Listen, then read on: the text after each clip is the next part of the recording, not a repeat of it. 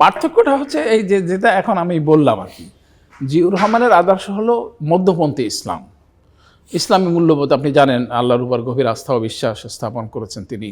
তিনি মানে শাসনতন্ত্রের সংবিধানের সংশোধন করেছেন।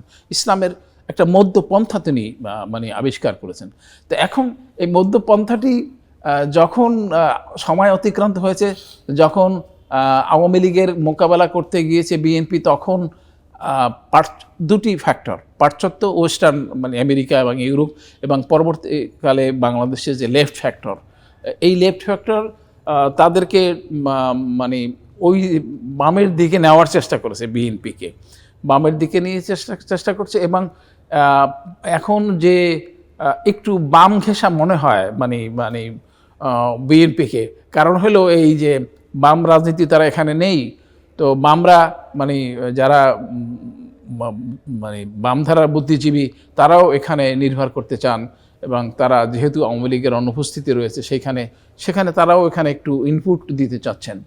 আর বিএনপি দেখছে যে তারা যে মানে জিয়াউর রহমান প্রদর্শিত মধ্যপন্থার বাংলাদেশি জাতীয়তাবাদ যেটা অনুসরণ করছিল, সেটা এখন অন্য জামাত ইসলামী বা ইসলামী আন্দোলন বা ওই হেফাজত ইসলাম, এরা আরও বেশি করে ইসলামের কথা বলছে বা ইসলামের দিকে টেনে দিচ্ছে, সেটা তাদের কাছে পছন্দনীয় নয়।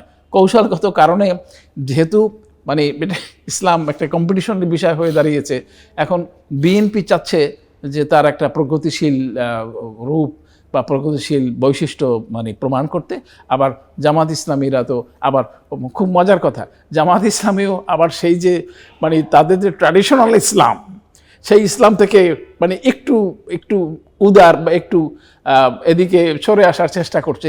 এইটাই সময় এবং রাজনীতি এটাই করে আর কি, যে এখন একটা মধ্যপন্থা মানে জামাত ইসলামী এখন আমেরিকার মতো মানে রাষ্ট্র, ওই আপনারা দেখছেন যে তারা জামাত ইসলামীকে মডারেট পলিটিক্যাল পার্টি বলছে, মডারেট হওয়ার চেষ্টা করছেন তারা হিন্দুকে নমিনেশন দিচ্ছেন, তারা বলছেন না যে শরিয়া আইন কায়েম করবেন, এটা জনগণের উপর নির্ভর করে ইত্যাদি ইত্যাদি, সৎলোকের শাসন চাই, দুর্নীতির মানে চাই, এরকম ভালো মানে সুশাসনের কথা বলে তারা পাবলিকের মন জয় করার চেষ্টা করছেন।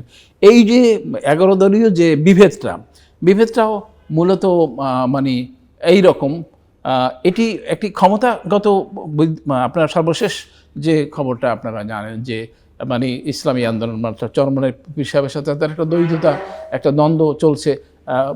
মনে করা হয় যে এটা একটা মীমাংসা হবে, কিন্তু এর মধ্যে কিন্তু একটা আদর্শিক একটা দূরত্বও আছে। সেই আদর্শিক দূরত্বটা হচ্ছে এই যে জামাত ইসলামী যখন আদর্শকে, রাষ্ট্রকে, কর্মসূচিকে, কর্মপদ্ধতিকে তিনি যখন ইসলামের থেকে একটু দূরত্ব রেখে মানে একটু প্রগতিশীল বা একটু উদার হওয়ার চেষ্টা করছেন, তখন ওই যারা চরমনায় তারা কিন্তু আবার খুব কট্টর আর কি, একেবারেই পোশাক আশাক, আচার আচরণ, কথাবার্তা, চালচলনে তারা খুবই কট্টর এবং খুবই কঠিন।